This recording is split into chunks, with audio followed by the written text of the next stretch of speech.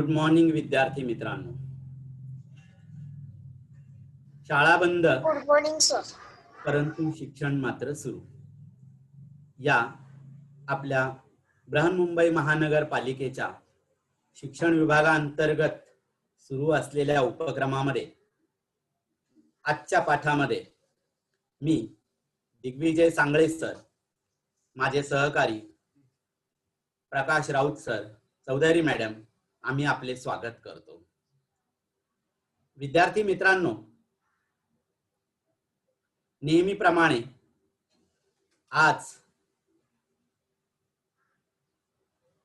आपला पाठ सुरू होत आहे आणि या पाठामध्ये अगोदर झालेला पाठ त्यापुढे राहिलेला जो भाग आहे तोच भाग आज आपण कंटिन्यू करणार आहोत. मुलांनो, आजचा जो दिवस आहे सर्वांना माहित आहे की 2020 हे वर्ष संपलं आणि 2021 हे वर्ष सुरू झालेलं आहे. मुलांनो, 2020 या वर्षामध्ये आपल्याला अनेक संकटांना सामोरं जावं लागलेलं आहे, हे सर्वांना माहीत आहे.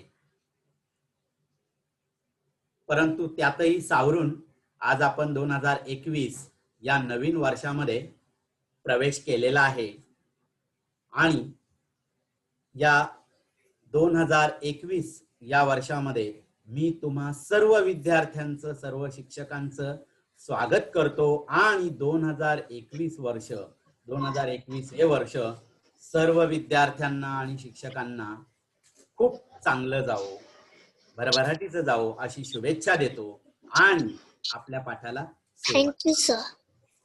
मुलांनो, या अगोदरच्या तासिकेला आपण इयत्ता 7वी भूगोल विषयातील 9वा जो पाठ आहे कृषी, या पाठाचा काही भाग पाहिलेला होता आणि आजच्या पाठाला आपण या पाठाचा उर्वरित जो भाग आहे तो पाहणार आहोत. मुलांनो, मी तुम्हाला अगोदरच्या तासिकेला जाता जाता हे सांगितलं की आपल्या देशातील जास्तीत जास्त लोकांचा प्रमुख व्यवसाय जो आहे तो आहे शेती आणि त्यामुळेच तर हा पाठ आपण घेत आहोत की या शेतीवर आधारित, शेतीला पूरक असणारे, शेतीशी निगडित असणारे आणि शेतीवर आधारित असणारे असे विविध प्रकारचे जे व्यवसाय आहेत ते व्यवसाय शेतकरी ग्रामीण भागातील लोक करत असतात आणि त्या सर्व व्यवसायांचा समावेश या कृषी सदरामध्ये होत आहे. ही माहिती, हा भाग आपण अगोदरच्या तासिकेला पाहिलेला आहे. विद्यार्थी मित्रांनो, त्याचाच एक भाग विविध प्रकारचे व्यवसाय कोणते, काही व्यवसाय आपण पाहिले, त्यातले काही व्यवसाय आता आपण पाहणार आहोत. मुलांनो, मत्स्यपालन, मासेमारी व्यवसाय. मुंबईत राहणाऱ्या विद्यार्थ्यांना मासेमारी ही समुद्रामध्ये चालते हे सर्वांना ज्ञात आहे, कारण समुद्र हा पाण्याचा मोठा स्रोत आहे. पाणी मोठ्या प्रमाणात आहे, पाण्याचा मोठा साठा आहे आणि त्यामुळे पाण्यामध्ये विविध प्रकारचे, वेगवेगळ्या प्रकारच्या जातीचे मासे आपल्याला मिळतात आणि त्यामुळे मोठ्या प्रमाणात मासेमारी ही समुद्रामध्ये होते. परंतु मुलांनो, ही मासेमारी करत असताना तिथे कोणी समुद्रामध्ये जाऊन माशांचं बीज आपण सोडत नाही. समुद्रामध्ये मासेमारी आपण करतो, त्याच्यावर लाखो लोकांची उपजीविका चालते, परंतु त्यासाठी समुद्रामध्ये माशांना पूरक असं वातावरण हे निसर्गाने निर्माण केलंय. आपण त्यासाठी काही योगदान देत नाही. परंतु स्वतंत्र मत्स्यपालन जर का करायचं असेल तर त्यासाठी आपल्याला पाण्याची पहिली व्यवस्था करायला पाहिजे. जसा मुंबईतले लोक किंवा आपली जी समुद्र किनारपट्टी आहे, समुद्र किनारपट्टीच्या लोकांसाठी समुद्र उपलब्ध आहे आणि त्या समुद्रामध्ये मासे सुद्धा उपलब्ध आहेत. त्यामुळे मासेमारी हा व्यवसाय चालतो, मत्स्यपालन आपोआप होते. परंतु गावाकडचे लोक, ग्रामीण भागातले लोक, खेड्यापाड्यातले लोक यांच्याकडे काही समुद्र उपलब्ध नाहीये, सगळीकडेच समुद्र उपलब्ध नाहीये. मग पाण्याची व्यवस्था करायची, त्यासाठी मासे पाळायचे असतील, मत्स्य व्यवसाय करायचा असेल, मत्स्यपालन करायचं असेल तर त्यासाठी प्रथमदर्शनी पाणी हवं, पाण्याचा साठा हवा. त्यासाठीच तर तुमच्या समोर जे दिसते आहे स्लाइड, त्या स्लाइड मध्ये शेततळ आहे. एक खड्डा खणला जातो. हे शेततळ म्हणजे नेमके काय? एक खड्डा खणला जातो आणि या खड्ड्यामधून निघालेली जी माती आहे ती माती पहा, हा खाली खड्डा खणलेला आहे आणि या खड्ड्यातली जी माती आहे ही या खड्ड्याच्या चारी बाजूंना बांध घालून तिथे वापरली जाते किंवा बांध घालण्यासाठी वापरली जाते. मुलांनो, या खड्ड्यामध्ये पाण्याचा साठा केला जातो. इतरत्र विहीर, धरण कुठे जवळपास असेल त्या ठिकाणावरून पाईपलाईन आणून अशा प्रकारे पाणी या तळ्यामध्ये सोडलं जातं आणि मोठ्या प्रमाणामध्ये अशा प्रकारे एक तळ तयार केलं जातं आणि त्या तळ्यामध्ये पाण्याचा साठा केला जातो. ही मत्स्यपालन व्यवसायासाठी पहिली पायरी किंवा महत्वाची गरज आहे. मुलांनो, अशा या तळ्यामध्ये माशांचं बीज आणून सोडलं जातं, त्यापासून माशांची पैदास होते. अशा प्रकारे त्या तळ्यामध्ये मोठ्या संख्येने माशांची निर्मिती होते, मत्स्य व्यवसाय केला जातो. याचा फायदा असा आहे की तळ्यामध्ये आपल्याला ज्या प्रजातीचे बीज हवं आहे ते बीज आणून आपण त्या तळ्यामध्ये पाण्यामध्ये सोडू शकतो आणि ज्या जातीचे, ज्या प्रकारचे मासे आपल्याला हवे असतील त्यांचं बीज आणून सोडू शकतो. म्हणजे आपल्याला जे मासे अपेक्षित आहेत, हवे आहेत व्यवसायासाठी, ते मासे या मत्स्यपालन व्यवसायाच्या माध्यमातून या तळ्यामध्ये आपल्याला लहानाचे मोठे करता येतात, त्यांची पैदास करता येते. मुलांनो, हे का करायचं? समुद्रामध्ये मासेमारी तर होतेच, समुद्रामध्ये मासेमारी होतेच. मुंबई सारख्या ठिकाणी तुम्ही ससून डॉक असेल किंवा भाऊचा धक्का असेल, या ठिकाणी सकाळी सकाळी जर का जाऊन भेट दिली तर तुम्हाला काही माशांची नावं सुद्धा माहित नसतील. एवढ्या प्रकारचे मासे तिथे पाहायला मिळतात, एवढी मच्छी तिथे पाहायला मिळते. आणि समुद्रामध्ये जाळं टाकल्यानंतर, मासेमारी करत असताना समुद्रामध्ये आपण जाळं टाकल्यानंतर वेगवेगळ्या प्रकारचे मासे पकडले जातात आणि बंदरावर वरती धक्क्यावर टाकल्यानंतर त्या माशांचं विलगीकरण करावं लागतं, आपल्याला वेगळे करावे लागतात. हे मोठं काम वाटतं. ढीगच्या ढीग माशांच्या आल्यानंतर त्याच्यातले सगळे मासे आपल्याला त्यांच्या प्रकारानुसार वेगळे करावे लागतात. पण शेततळ्यामध्ये जर का आपण पाहिलं, तुमच्या समोर आहे, एखाद्या शेततळ्यामध्ये आपण आपल्याला हवे असलेल्याच प्रजातीचं बीज सोडून हवे तेच मासे मिळवू शकतो, हवे त्याच माशांची पैदास करू शकतो. हा या दोन्ही व्यवसायांमधला फरक आहे. बाजारामध्ये ज्या जातीच्या माशांना जास्त मागणी आहे अशा प्रकारच्या माशांची पैदास या ठिकाणी आपल्याला करता येते. एकाच प्रकारच्या माशांची पैदास करणे खुल्या समुद्रात कठीण असते, कारण एवढ्या मोठ्या समुद्रामध्ये आपण समुद्रात काही बांध घालू शकत नाही किंवा असं पार्टिशन टाकू शकत नाही. आणि म्हणून अथांग समुद्रामध्ये वेगवेगळ्या प्रकारच्या जातीचे मासे आपल्या मासेमारी करत असताना जाळ्याला अडकतात आणि ते वेगळं करणं हे काम आपलं असतं. पहा, या जाळ्यामध्ये वेगवेगळ्या प्रकारचे मासे आहेत आणि त्या माणसांचं काम सुरू आहे की त्यातले मासे एकेका जातीचे मासे वेगळे करणं हे काम सुरू आहे. कारण मासे वेगळे केल्याशिवाय त्यांची विक्री करता येत नाही. जसं शेतातून माल आपण एका शेतामध्ये एकाच प्रकारचा माल काढतो, वांगी तर वांगी, कांदे तर कांदे, ऊस तर ऊस, आणि त्यामुळे ते एकच पीक काढून बाजारात नेणं सोपं असतं. तसं समुद्रातल्या माशांचं नाही बरं का. समुद्रामध्ये वेगवेगळ्या प्रकारचे मासे जाळ्याला अडकतात, मासेमारी करताना मिळतात आणि त्याचे वेगळे करावे लागतात, क्लासिफाय करायला लागतात, आणि त्यामुळे आपल्याला त्याच्यासाठी स्वतंत्र मनुष्यबळ वापरावं लागतं, स्वतंत्र वेळ द्यावा लागतो. नव्हे तर ही थोडीशी खर्चाची सुद्धा बाब आहे. आणि हा त्रास मात्र शेततळ आपण तयार केल्यानंतर कमी होतो. त्यानंतर हा मासेमारीचा काही असा ड्रॉबॅक नाहीये, पण समुद्रामध्ये, या अथांग समुद्रामध्ये मोठ्या प्रमाणात मासेमारी केली जाते. एका तळ्यामध्ये एकाच प्रकारचे मासे आपण करू शकतो आणि जास्त प्रकारचेही करू शकतो, नाही असं नाही. पण हा त्रास कमी होण्यासाठी बहुतेक व्यावसायिक हे एका तळ्यामध्ये एकाच प्रजातीचे मासे त्यांचा व्यवसाय करतात किंवा त्यांची निर्मिती करतात. समुद्रातून आपण जे मासे बाहेर काढतो त्या सर्व माशांना आताच सांगितल्याप्रमाणे सारख्या प्रकारचा भाव मिळत नाही.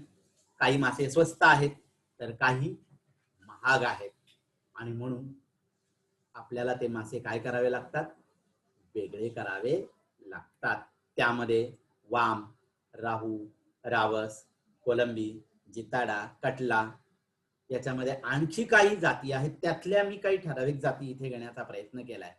याहीपेक्षा तुम्हाला जास्त माशांच्या जाती माहीत असतील तर अशा प्रकारे या वेगवेगळ्या जाती आपल्याला वेगळ्या कराव्या लागतात. आणि यासाठी निश्चितच मानवी श्रम, वेळ आणि पैसा हे भांडवल आपल्याला गुंतवावं लागतं. त्यासाठी कष्टही करावे लागतात, वेळही लागतो आणि पैशाची गुंतवणूकही असते. अशा पद्धतीने दोन्ही ठिकाणी तुम्ही शेततळ जरी तयार केलं, तिथे माशांची निर्मिती केली, किंवा समुद्रामध्ये मासेमारी जर का तुम्ही करत असाल, या दोन्ही ठिकाणी या तीनही गोष्टींचा उपयोग हा होतो, किंवा आपल्याला या तीनही गोष्टी त्या ठिकाणी द्याव्या लागतात. तेव्हा हा व्यवसाय आपण करू शकतो. मुलांनो, ही जी मासेमारी आहे, या मासेमारीवर मच्छी हे एक मोठं फूड आहे, अन्न आहे. हजारो लाखो कोट्यावधी लोकांचं हे अन्न आहे. ज्या प्रकारे समुद्रातून मिळणारं हे जे अन्न आहे, अन्नाची मोठी गरज भागवली जाते, त्याचप्रमाणे लाखो लोकांना काम मिळतं. लाखो लोकांना काम मिळतं, लाखो लोकांचं मिळकतीचं साधन आहे, लाखो लोकांची कुटुंब या व्यवसायावर चालतात. 5-5, 6-6 महिने समुद्रामध्ये बोट घेऊन जातात आणि मासेमारी करतात, आणि एकत्र ते सगळे मासे किनाऱ्याला घेऊन येतात, आणि मी सांगितल्याप्रमाणे ते मासे वेगवेगळे त्यांच्या जातीप्रमाणे वेगळे केले जातात आणि बाजारात विकले जातात. एवढंच नव्हे तर समुद्रातून काढलेले ओले मासे तर विकले जातातच, परंतु बऱ्याच प्रकारचे मासे जे आहेत ते सुकवूनही विकले जातात. ही मच्छी सुकवल्यानंतर ती जास्त काळ टिकते. मच्छी सुकवल्यानंतर ती जास्त काळ टिकते, आणि ओली मच्छी आपल्याला बर्फामध्ये ठेवावी लागते. स्टोर करण्यासाठी, साठवण्यासाठी बर्फाचा वापर करावा लागतो. अशा पद्धतीने मासेमारीवर ज्या पद्धतीने अन्नासाठी अनेक लोक अवलंबून आहेत, किंवा अनेक लोकांचा अन्न म्हणून मासेमारी व्यवसाय महत्वाचा ठरतो, तसेच अनेक लोकांची मिळकत, अनेक लोकांना बेरोजगार, अनेक लोकांना काम देण्याचं काम सुद्धा मासेमारी या व्यवसायाने केलेलं आहे. आता मासे हे किंवा ही मच्छी खाण्यापर्यंतच मर्यादित नाही, किंवा अन्न म्हणूनच मर्यादित नाही, तर तुम्ही पाहिलं असेल शोभेचे मासे, वेगवेगळ्या रंगाचे मासे आपल्याला पाहायला मिळतात. तुम्ही मुंबईमध्ये तारापूरवाला मत्स्यालय गिरगाव मध्ये आहे. या तारापूरवाला मत्स्यालयाला एकदा भेट द्या शिक्षकांबरोबर, पालकांबरोबर, तुम्हाला जसं शक्य होईल तसं. तिथे तुम्हाला विविध प्रकारचे मासे छोट्या माशांपासून मोठ्या माशांपर्यंत पाहायला मिळतील आणि ते कशा पद्धतीने मेंटेन केलंय ते सुद्धा बघायला मिळेल. की एवढ्या प्रजातीचे मासे उपलब्ध आहेत यावर सुद्धा आपला विश्वास बसत नाही. वेगवेगळ्या प्रकारचे मासे या ठिकाणी पाहायला मिळतात आणि म्हणूनच शोभेचे मासे पाळणे हा अनेक लोकांचा मोठ्या मोठ्या घरांमध्ये जर का तुम्ही पाहिलं तर सुंदर मासे पाळले जातात. हे शोभेचे मासे पाळणे हा अनेकांचा छंद आहे. हा छंद फक्त आपल्याला घरात आनंद देतो असं नाही, आनंद तर देतोच, परंतु काही लोकांचा हा व्यवसाय आहे. हे शोभेचे मासे बाजारात विकत मिळतात आणि त्यातून त्या विकणाऱ्यांना आर्थिक लाभ होतो. मोठ्या प्रमाणामध्ये सुद्धा या शोभेच्या माशांची विक्री केली जाते. तुमच्या समोर शोभिवंत माशांचा व्यवसाय कशा पद्धतीने केला जातो पहा. तुमच्या समोर माशांचं घर, त्याला आपण फिश टँक असं म्हणतो. हा शब्द तुमच्यासाठी नवीन नाही, मला माहित आहे. काचेचा फिश टँक बनवलेला आहे. त्या फिश टँक मध्ये मासे जिवंत राहण्यासाठी सर्व यंत्रणा केली जाते. त्यांना ऑक्सिजन पुरवणं, खाद्य पुरवणं, पाणी बदलणं, अशा सर्व प्रकारची सिस्टीम त्या फिश टँक मध्ये बसवलेली असते. आणि या फिश टँक मध्ये शोभिवंत मासे, वेगवेगळ्या रंगांचे मासे, वेगवेगळ्या आकारांचे मासे सोडले जातात, पाळले जातात. त्याचं बीज बाजारामध्ये विकत मिळतं, तसंच त्यांचं खाद्य बाजारामध्ये विकत मिळतं. म्हणजे मासे विकणारा तर आहेच, शोभेचे मासे विकणारे आहेच, त्या माशांचं खाद्य विकणारे सुद्धा आहेत. अशा प्रकारे शोभिवंत माशांचा व्यवसाय सुद्धा आता छोटा राहिलेला नाही. मोठ्या प्रमाणामध्ये माशांचं हे घर, फिश टँक सुद्धा विकत मिळतं आणि त्याचबरोबर फिश, विविध व्हरायटीचे फिश सुद्धा आपल्याला विकत मिळतात. मत्स्यालयाचं काचेचं फिश टँक म्हणजे काय? मत्स्यालय. मुलांनो, आर्थिक स्थिती चांगली असणारे, म्हणजे मॉडर्न घर ज्याचं आहे, मोठी मोठी घरं, मोठे मोठे फ्लॅट, बंगले, या लोकांच्या घरामध्ये आपल्याला मोठ्या आकाराचे फिश टँक पाहायला मिळतात. म्हणजे त्यांच्याच घरात असतात असं नाही. अगदी ज्याला आवड आहे, त्याचं घर छोटंही असेल तरी तो एका कोपऱ्यात कुठेतरी किंवा दर्शनी भागावर चांगल्या ठिकाणी असं छोटंसं मत्स्यालय तयार करतो काचेचं आणि त्यामध्ये हे शोभिवंत मासे सोडतो. कारण आवड, छंद त्या ठिकाणी जोपासला जातो. मुलांनो, याच बरोबर मत्स्यपालन आपण पाहिलं. या मत्स्यपालनानंतर आपण पाहणार आहोत रेशीम शेती. शेती बरोबर असलेला मत्स्यपालनाचा जो व्यवसाय आहे तो कसा केला जातो हे आपण पाहिलं. त्यानंतर रेशीम शेती कशी केली जाते. मुलांनो, रेशमाचे धागे जे आहेत त्या धाग्यांपासून कापड तयार केलं जातं. उत्तम दर्जाचं कापड, त्यामध्ये रेशमाच्या धाग्यांची, रेशमाच्या कापडाची गणना केली जाते. मागणी असलेलं हे कापड आहे. मग ही शेती कशी केली जाते हे आपण पाहूया. रेशमाचा किडा तुमच्या समोर आहे. रेशीम किडा तो एका झाडावर आहे असं दिसतंय आणि त्या झाडाचं पान खातो असंही दिसतंय. याचा अर्थ हा रेशीम किडा जो आहे तो झाडाचं पान खाऊन आपली उपजीविका करतो. हा रेशीम किडा कोणत्या झाडाची पानं खातो? तुतीच्या झाडाची, तुतीच्या झाडाची पानं खातो, आयनाची पाने खातो. झाडाची पाने जास्त प्रमाणामध्ये तुतीच्या झाडाची लागवड करून त्याच्यावर रेशमी किड्यांची पैदास केली जाते, त्याचं पालन केलं जातं. तुतीचं झाड एकदा लावल्यानंतर ते जवळपास 15 वर्ष टिकतं. एकदा तुतीचं झाड लावलं की ते जवळपास 15 वर्ष टिकतं आणि 15 वर्ष त्या झाडावर आपल्याला या रेशमी किड्यांची पैदास पालन पोषण करता येतं आणि हा व्यवसाय करता येतो. आणि 15 वर्ष ते झाड टिकत असल्यामुळे पुन्हा दरवर्षी छोट्या झाडांप्रमाणे दरवर्षी आपल्याला ते झाड लावण्याची आवश्यकता नाही. हा एक खर्च यामध्ये वाचतो. मुलांनो, हा जो किडा आहे, या रेशमी किड्याच्या कोशापासून धाग्याची निर्मिती केली जाते. पुन्हा ऐका, रेशीम किड्यांचा जो कोश असतो, दिसतोय तुम्हाला, हा कोश जो आहे, या कोशांपासून धाग्यांची निर्मिती केली जाते. दुसऱ्या स्लाइडवर दुसऱ्या पिक्चर मध्ये धागे दाखवलेले आहेत. या हे जे धागे आहेत या कोशांपासून निर्माण केलेले आहेत. आणि तिसऱ्या चित्रामध्ये दाखवले कापड. या धाग्यांपासून, रेशमापासून कापड तयार केलेला आहे, रेशमी कापड. पहा, किड्यांपासून कोश तयार होतात आणि कोशापासून धागे तयार होतात, धाग्यांपासून कापड तयार होतं. अशा पद्धतीने रेशमी किड्यांच्या कोशांपासून धागा निर्मिती आणि धाग्यांपासून वस्त्र निर्मिती केली जाते आणि यातून मानवाला मोठ्या प्रमाणात आर्थिक उत्पन्न मिळतं.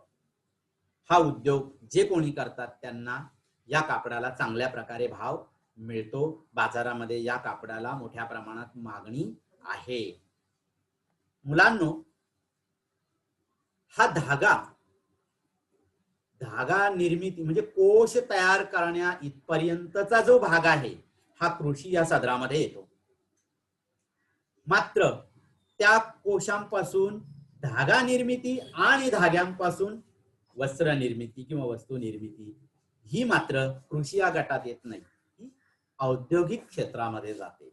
कारण पुढे मशिनरी, मोठ्या प्रमाणात औद्योगिक कारखाना, त्या कारखान्यामध्ये हे काम चालतं. तुमच्या समोर स्लाइडवर जे दिसते आहे त्या ठिकाणी धाग्यांपासून वस्त्र निर्मिती आणि कोशांपासून धागा निर्मिती हा प्रकार सुरू आहे, हे काम सुरू आहे. मुलांनो, या धाग्यांना एक प्रकारची चमक असते, तसेच हे धागे टिकाऊ असतात आणि हे धागे जास्त पाणी धरून ठेवत नाही. आणि आता सांगितलेले हे सर्व गुणधर्म या धाग्यांपासून बनवलेल्या कापडामध्ये येतात आणि म्हणून या कापडाला मागणी आहे. हे कापड अतिशय हलकं असतं. ओके, तुमच्या समोर हे कापड कशा प्रकारे दिसतं हे पाहायला मिळते आहे.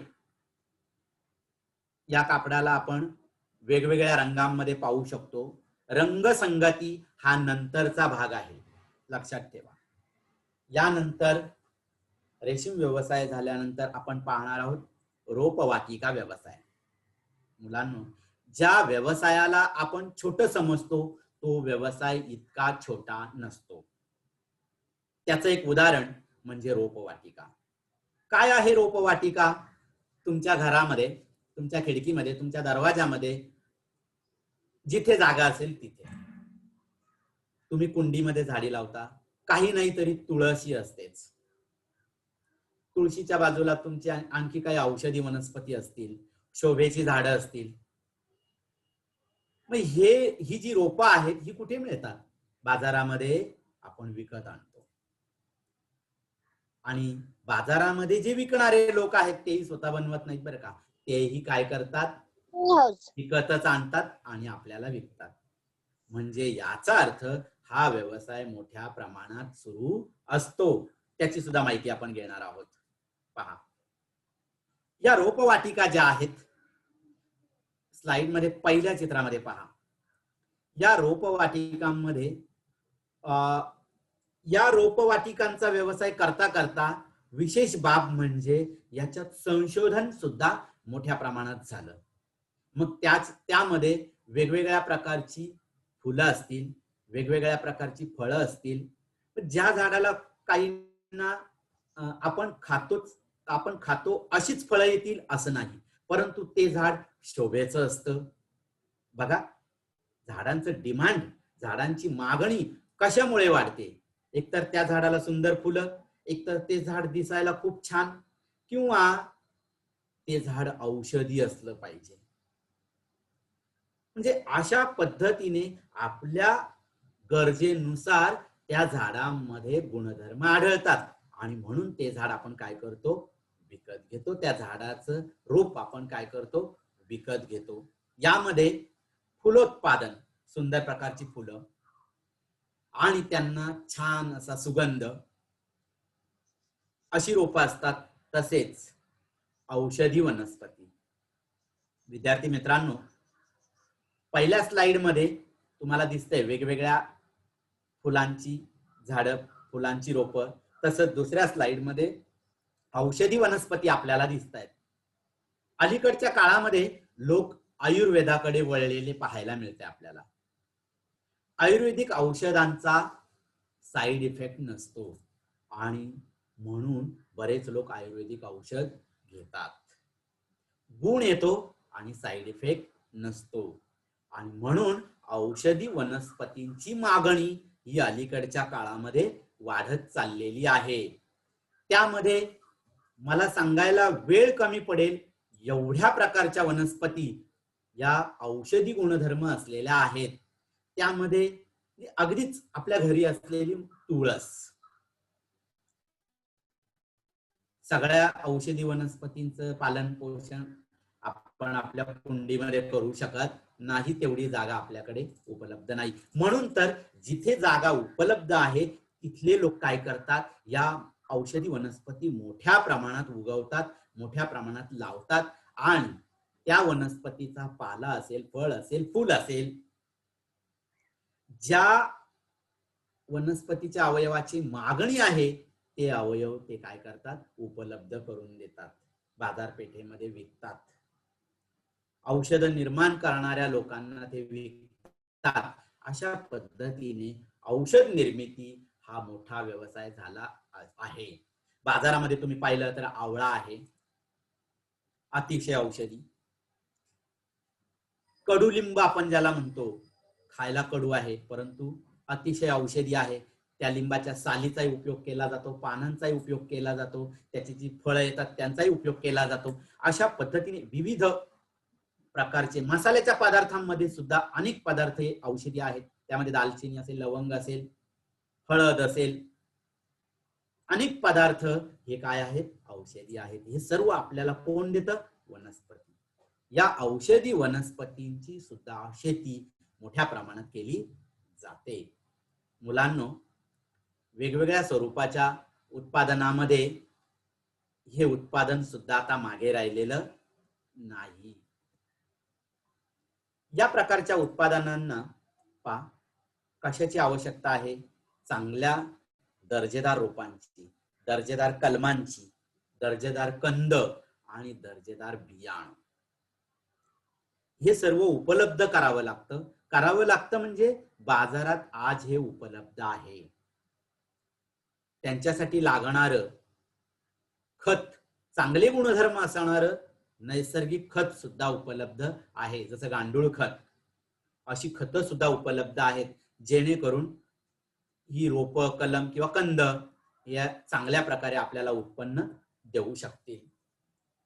शोभेची झाडं, ज्या पद्धतीने आपण शोभेचे मासे पाहिले, आपण फिश टँक मध्ये ठेवतो, त्या पद्धतीने आपल्या खिडकीमध्ये नव्हे तर घरात सुद्धा बरेच लोक घरात सुद्धा काही रोपवाटिका लावतात, रोपांची लागवण करतात. छान दिसणारी झाडं, त्यांना फुलं जरी नाही आली तरी अशा प्रकारची छोटी छोटी रोपं घरामध्ये शोभेचं झाड, शोभेचं रोप म्हणून ठेवतात. आपल्या घरामध्ये त्यापासून आपल्याला ऑक्सिजन, म्हणजे सायंटिफिक रिझन त्याच्या मागे आहेच, परंतु ती वनस्पती पाहिल्यानंतर आपल्याला प्रसन्न वाटतं. अशा प्रकारच्या वनस्पती आपल्या खिडकीमध्ये, गॅलरीमध्ये, घरामध्ये सुद्धा ठेवल्या जातात. त्यातून संशोधन हा भाग उदयाला आलेला आहे.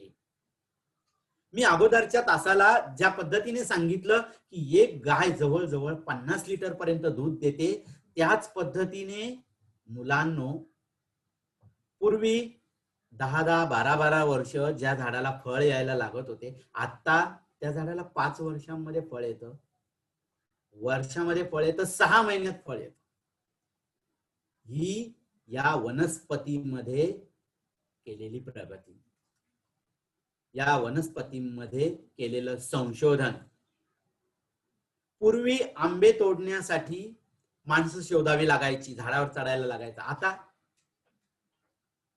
त्या झाडाचे आंबे जमिनीला टेकलेले असतात, झाडाची उंचीच तेवढी आहे, 5 आणि 6 फुटांची, 10 फुटाची. हे केलेलं संशोधन.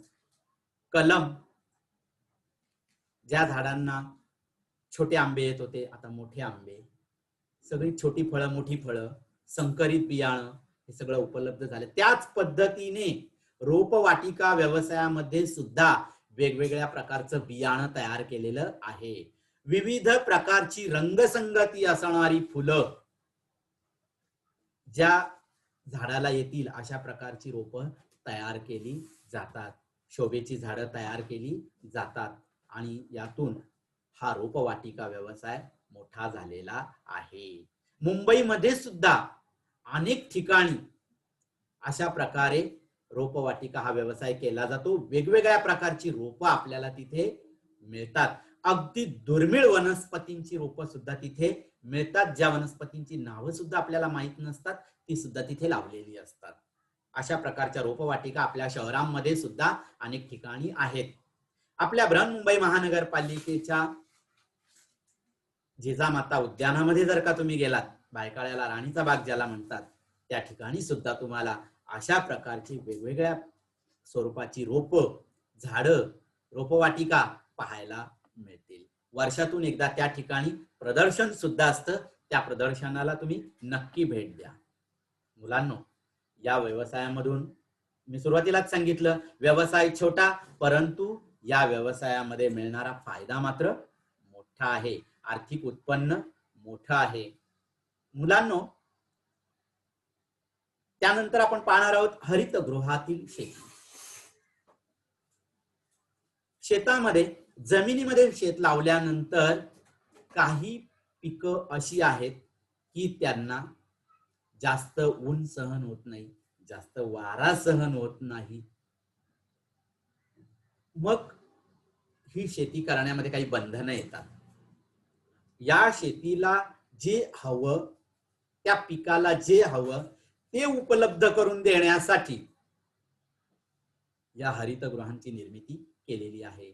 ज्या पद्धतीने आदिमानव जंगलात राहत होता, त्यावेळेला सर्व सोयी त्याच्याकडे नव्हत्या, परंतु आज आपल्या घरामध्ये फ्रीज आहे, टीव्ही आहे, आपण एसी लावतो. मग ह्या सगळ्या सोयी कशासाठी? आपल्यासाठी. त्या प्रकारेच एक घर तयार केलेलं आहे, त्या घरामध्ये शेती केली जाते आणि त्या शेतातील जे पीक आहे त्या पिकाला आवश्यक ते घटक त्या घरापुरते मर्यादित उपलब्ध करून दिले जातात. त्या घराचा आकार बघा, नॉट नेसेसरी की त्या घराचा आकार असाच असेल, पण एक नमुना तुमच्या समोर आहे. हरितगृह उभारताना सुरुवातीला लाकडाचा वापर केला जायचा, एक लाकडाची फ्रेम केली जायची, पण अलीकडच्या काळामध्ये लाकूड कालांतराने खराब होत असल्यामुळे GI म्हणजे गॅल्व्हनाइज्ड आयर्न हा लोखंडाचा प्रकार आहे. लोखंडावर मुलामा दिला जातो ॲल्युमिनियमचा, त्यामुळे ते लोखंड काय होते? गंजत नाही. हा विज्ञानाचा भाग आहे. लोखंड म्हणजे न गंजणारं लोखंड या ठिकाणी वापरलं जातं. सुरुवातीला लाकडाचा वापर व्हायचा, लाकूड कुजायला लागलं, त्याचं लाईफ कमी आहे, म्हणून या लोखंडाचा, न गंजणाऱ्या लोखंडाचा वापर या ठिकाणी केला जातो. याचं लाईफ थोडं जास्त असतं. आणि ही जी फ्रेम तुमच्या समोर दिसते आहे, या फ्रेमवर ही आपल्याला हवं तेवढा मोठा आकार घेतला जातो. हे घर आहे, परंतु आपल्या घरात ज्या पद्धतीने लादी असते ना, तशी लादी मात्र याच्या खाली नाही. खाली काय असणार? जमीन. फक्त शेड आणि बाजूने भिंतीसारखा प्रकार केलेला असतो आणि वरती आवरण म्हणून प्लास्टिकचा कागद वापरतात. साधारण याचं स्वरूप अशा प्रकारे असतं.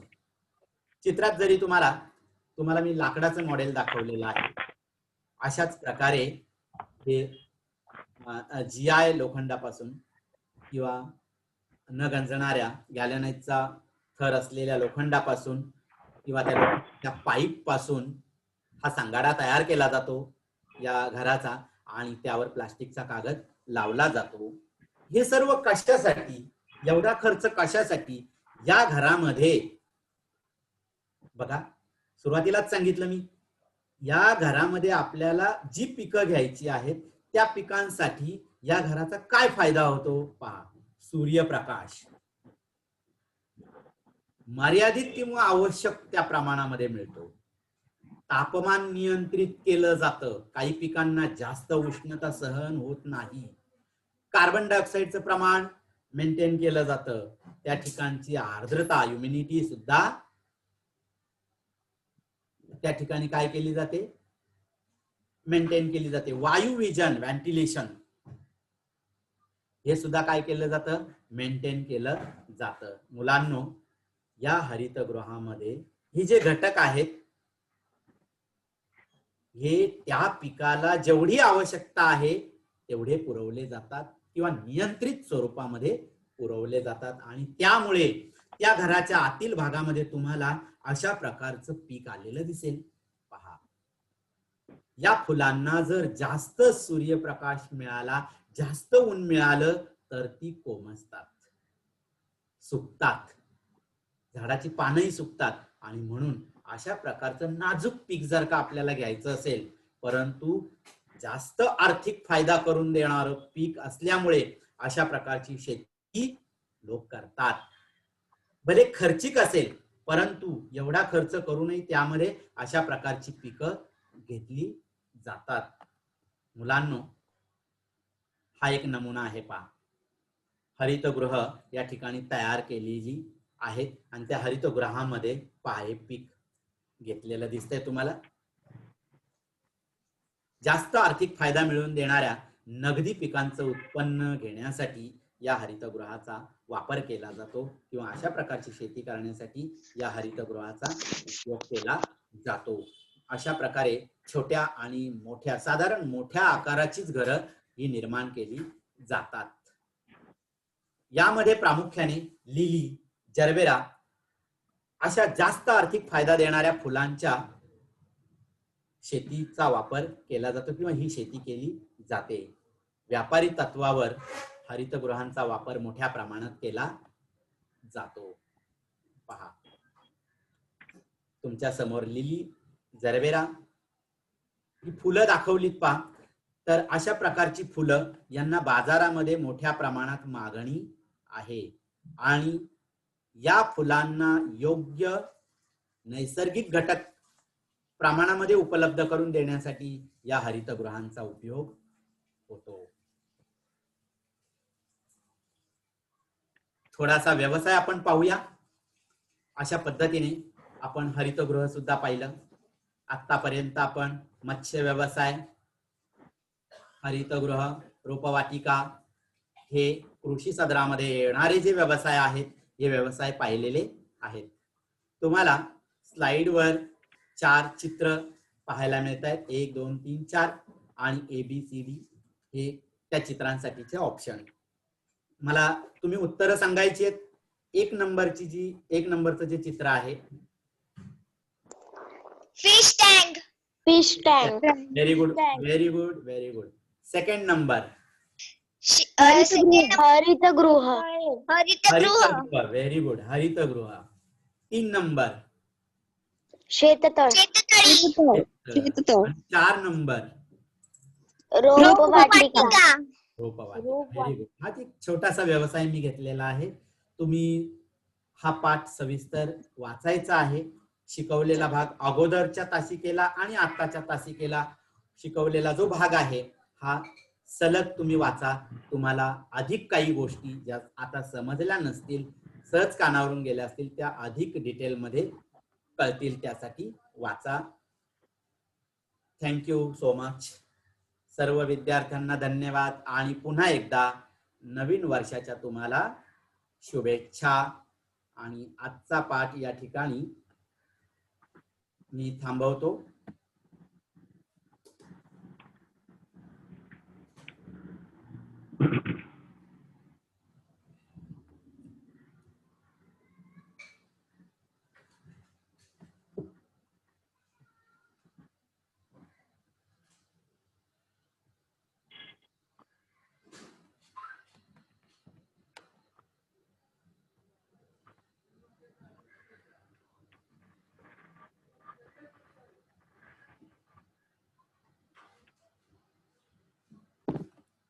हा आजचा पाठ या ठिकाणी संपलेला आहे.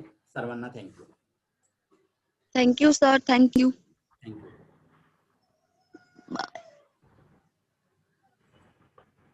वावडेकर.